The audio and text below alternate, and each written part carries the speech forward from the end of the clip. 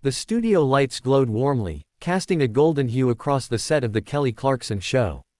It was meant to be a cheerful morning broadcast, filled with laughter, lighthearted banter, and wholesome celebrity interviews. But on that particular day, tension was in the air, a quiet storm brewing beneath the surface.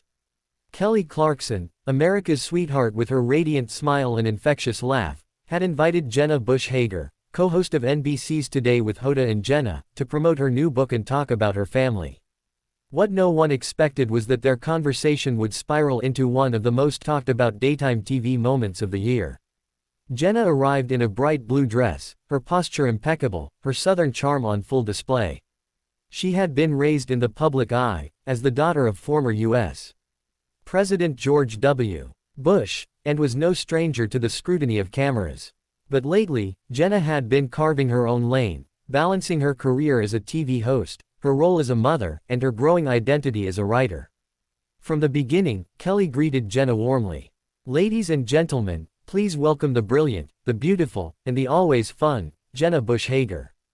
The audience clapped enthusiastically, and Jenna waved, blowing kisses as she walked across the stage. She hugged Kelly and took her seat on the plush couch. "Kelly, thank you for having me," Jenna said with her signature smile. "Of course, girl," Kelly replied. "I've been waiting for this. We are going to talk about your new book, but first, can I just say, you look incredible. 3 kids, a morning show, and now this book. Do you even sleep?" The audience chuckled. Jenna laughed too, brushing off the compliment. "Well, let's just say, coffee is my best friend." At first, everything seemed lighthearted.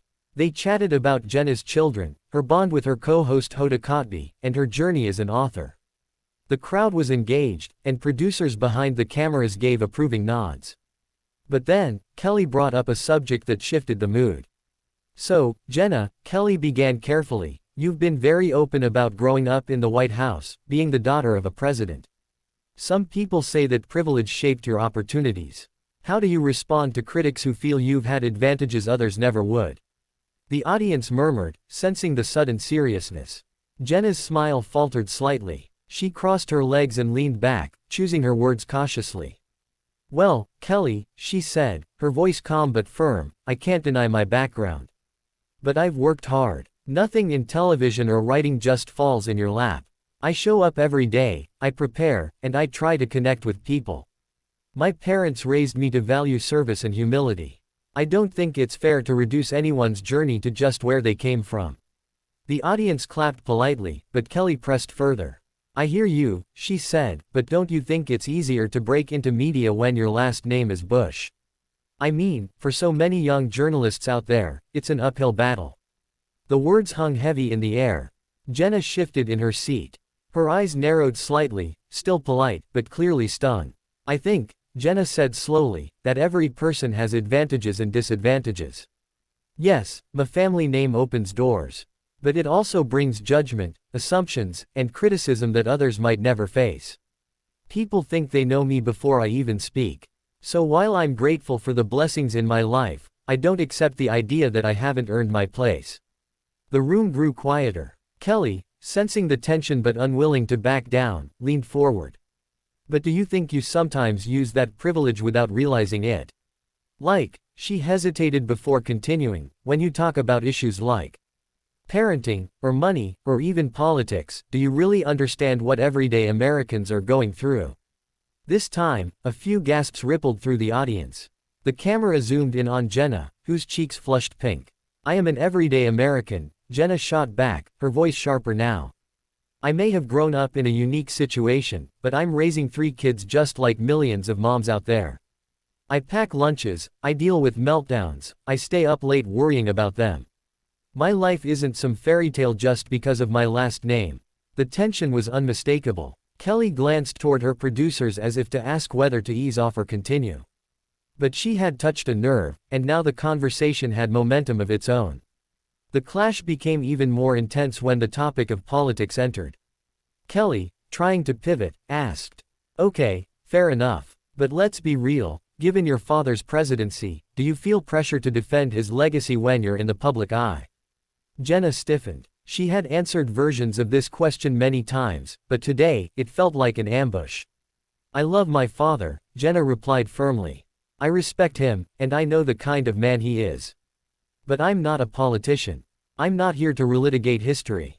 I'm here as myself, as a mother, a host, and a writer. The crowd clapped again, but the applause felt split, some supportive, some hesitant. Kelly, however, didn't let it drop. But don't you think you benefit from distancing yourself when it's convenient, while still keeping the perks of the name? That was the breaking point. Jenna's jaw tightened, her hands clenched, and she leaned forward. You know what, Kelly? She said, her voice rising. This was supposed to be a conversation about my book and my work. I didn't come here to be interrogated like I'm on trial for being born into my family. I'm proud of who I am, but I refuse to sit here and be disrespected. The studio went dead silent. Even Kelly looked stunned by the sudden intensity.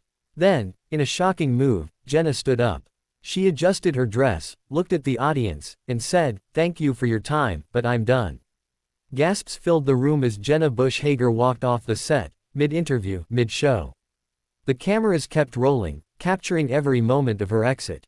Kelly sat frozen, unsure whether to follow, call for a commercial, or try to salvage the moment. The audience buzzed in whispers, phones already out to record what was becoming a viral TV meltdown. And just like that, what had started as a friendly daytime interview turned into a cultural flashpoint, sparking debates about privilege, respect, and the fine line between journalism and provocation. Backstage, the atmosphere was chaotic. Producers rushed after Jenna, pleading for her to reconsider. The audience, still buzzing with disbelief, was told to remain calm as the show quickly cut to a commercial break. Kelly Clarkson sat silently on her couch, microphone in hand, trying to steady her breath. She had been in plenty of tough interviews before, but never had a guest stormed out, let alone someone as high profile as Jenna Bush Hager. When the cameras came back, Kelly attempted to regain composure. "Well," she said with a forced laugh, "that was unexpected. Y'all, we love Jenna, and we wish her the best. Sometimes conversations take turns we don't see coming. But hey, that's real life, right?" The audience clapped awkwardly, sensing Kelly's unease. She tried to move on with her next segment, but the energy was gone. The clash had sucked all the air out of the room. The fallout. Within hours, clips of Jenna walking off the set were all over social media. Headlines exploded. Jenna Bush Hager storms off Kelly Clarkson show after heated clash. Kelly Clarkson accused of ambushing.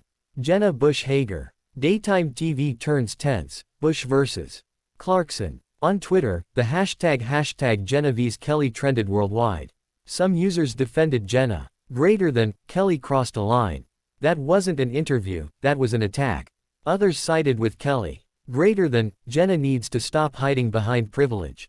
Kelly asked fair questions. The debate raged on, drawing in political commentators, pop culture bloggers, and even other TV hosts. That evening, Jenna addressed the incident on Instagram. She posted a photo of herself with her children, captioned, "Family first, always. I will never apologize for protecting my peace. Sometimes walking away is the bravest thing you can do." The post garnered millions of likes, with support flooding in from fellow Today Show personalities. Hoda Kotb commented, "Proud of you, partner.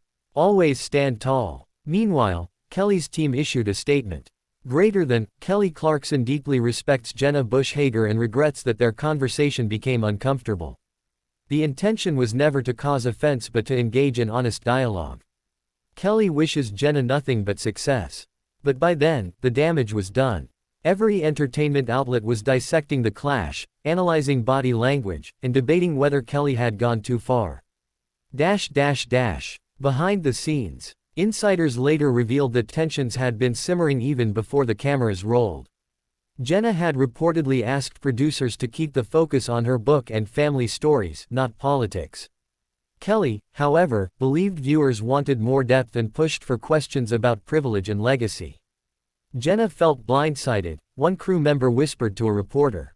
She thought it was going to be fun and lighthearted, but Kelly came in with a sharper angle. Others defended Kelly. "She's a talk show host, not a PR machine," said another source. "If a guest has a famous background, you can't ignore it. That's part of the conversation." The industry reacts. Daytime talk rivals seized the opportunity. On The View, Joy Behar chuckled.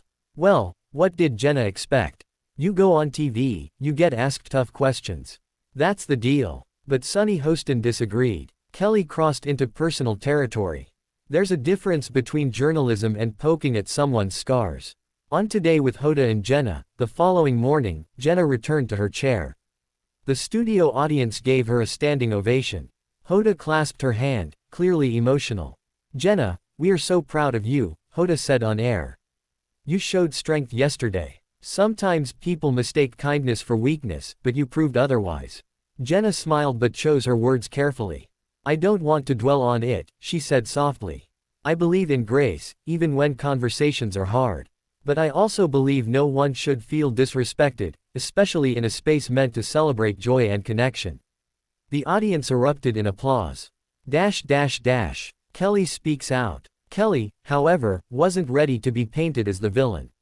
Later that week, she opened her show with a direct address to viewers.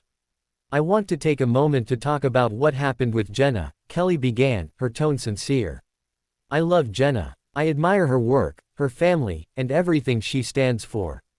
My goal is always to have open, honest conversations. But sometimes, the way I ask things doesn't land how I intend. For that, I take responsibility. She paused, swallowing her nerves. I'm learning every day. I'm human. And I hope Jenna and I can sit down again in the future, because I don't want anyone walking away feeling hurt. Her candor earned praise from fans, but skeptics called it damage control. Private conversations. Off camera, efforts were already underway to mend the relationship. Jenna and Kelly exchanged texts. While the messages weren't made public, sources close to both women hinted that the two had a heartfelt exchange. Kelly didn't mean harm, one insider explained. And Jenna knows that. But the sting of the moment was real. It may take time, but they'll find common ground again. A bigger conversation. As the weeks went on, the incident became more than just celebrity drama. It sparked national conversations about privilege, legacy, and the responsibilities of public figures. Editorials appeared in major newspapers. The New York Times wrote, Jenna Bush Hager's exit highlights the tension between personal narratives and public perception. How much do our family names define us? USA Today noted, Kelly Clarkson's show has thrived on authenticity. But authenticity also means knowing when to balance empathy with tough questions. Universities even cited the clash in media studies classes, examining the fine line between respectful curiosity and invasive questioning. The reunion. Months later, in a surprise move, Jenna and Kelly reunited publicly at a charity gala in New York. Cameras flashed as the two women hugged, smiling for the press. When asked by a reporter whether they had reconciled, Jenna laughed lightly. Life's too short to hold grudges, she said. Kelly added, we're both passionate women who care about people. Sometimes passion collides. But at the end of the day, we respect each other. The image of them together helped ease the narrative of a feud. But for many viewers, the memory of Jenna storming off that stage remained unforgettable, a reminder that even in the polished world of daytime TV, raw human emotion can break through. Epilogue. The incident didn't ruin either woman's career, if anything, it boosted their visibility. Jenna's book sales soared after the controversy, as curious readers flocked to learn more about her perspective. Kelly's ratings spiked too, with audiences tuning in to see how she would handle future interviews. Yet both women carried lessons from that day. Jenna became more assertive about setting boundaries with interviewers. Kelly, meanwhile, refined her approach, ensuring tough questions were framed with greater sensitivity. And the world learned once again that television, no matter how rehearsed, remains unpredictable. One unscripted moment can ignite debates, shape narratives, and etch itself permanently into pop culture history. Because sometimes, the most powerful part of a talk show isn't the music, the laughter, or the applause. It's the silence that follows when someone walks away.